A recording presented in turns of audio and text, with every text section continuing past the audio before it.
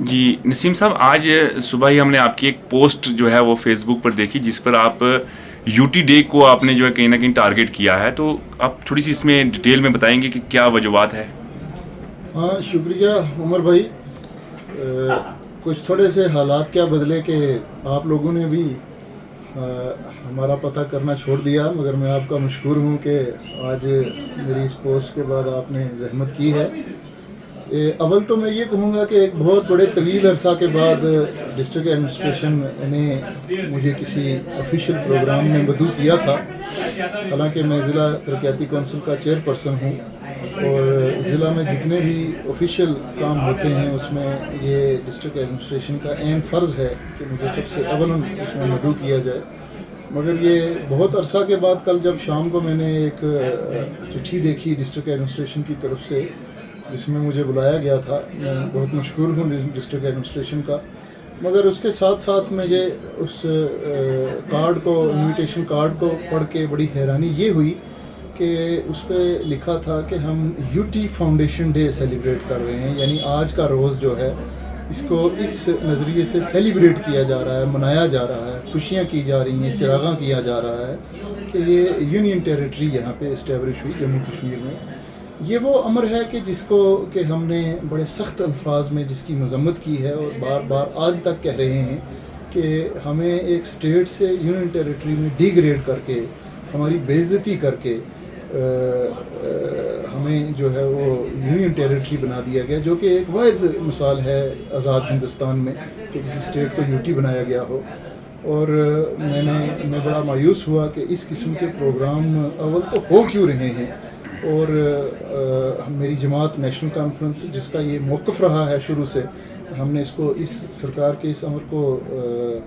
جو ہے وہ اس کی ریزنٹمنٹ، اس کے خلاف ریزنٹمنٹ کی ہے، اور اس کو ہم نے ہمیشہ اس کے خلاف ہم نے باتیں کی ہیں. ہم نے جو الیکشن لڑا ہے 2024 کا اسمبلی کا، اس میں ہمارے جتنے بھی کینڈیڈیٹ تھے، بالخصوص ضلع رجوری میں کہوں گا، ان کی تقاریر آپ اٹھا کے دیکھ لیں جنہوں نے یہ بڑے واضح الفاظ میں کہا ہے کہ ہمارے منہ پہ تھپڑ مارا تھا اس نے سینٹر کی گورنمنٹ نے، ہمیں اسٹیٹ سے یو ٹی بنا دیا تھا. آج اس یو ٹی کے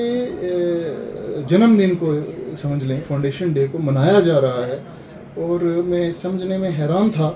کہ اب جب کہ ہماری اپنی پاپولر گورنمنٹ ہے، جناب عمر عبداللہ صاحب چیف منسٹر ہیں، تو ضلع کے افسران کو یا دیگر کسی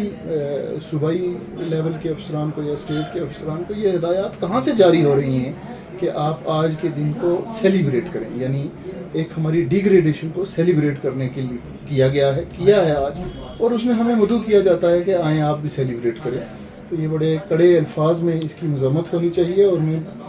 امید رکھتا ہوں کہ جتنے بھی لوگ یہاں سے لوگوں کا اعتماد لے کر اسمبلی میں بیٹھے ہیں،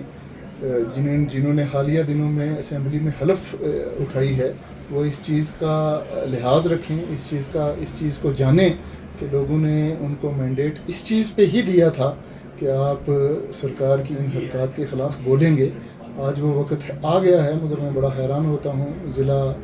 رجوری میں تمام جتنے بھی چنے ہوئے ہمارے نمائندہ آئے ہیں، ان نے کسی نے بھی اپنے لب جو ہیں وہ نہیں کھولے ہیں اس بات کے اوپر.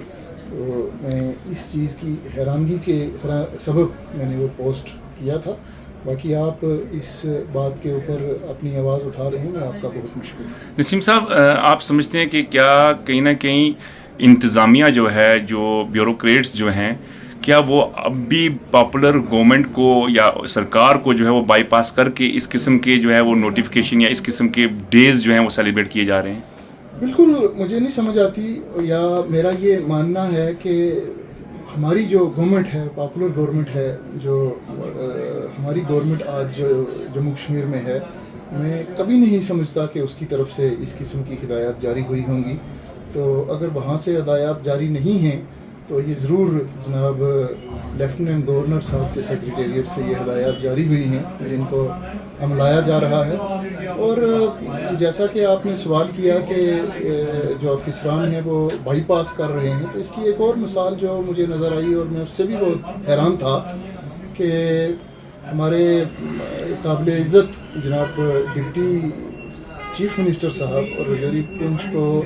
یہ 70 سال میں پہلی بار اعزاز حاصل ہوا ہے کہ یہاں کا ڈپٹی سی ایم بنا ہے.